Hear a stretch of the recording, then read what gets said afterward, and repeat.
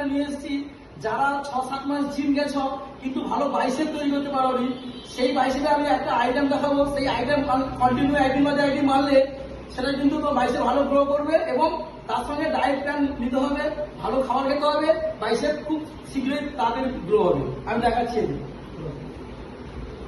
এই আইটেম দেখাচ্ছি। এটা প্রথমে হাফ মারবে 7টা করে, তারপরে আর একটু উপরে আবার 7টা মারবে, ফুল 7টা মারবে। হাত সামনে যাবে, 7টা মারবে। 1 2 ঝুঁকানো, 3 4 5 6 7। আরো উপরে করলাম, 7টা। 1 2 3 4 5 6 7, ফুল 7টা মারো। পুরো ফুল করবে। 2 3 4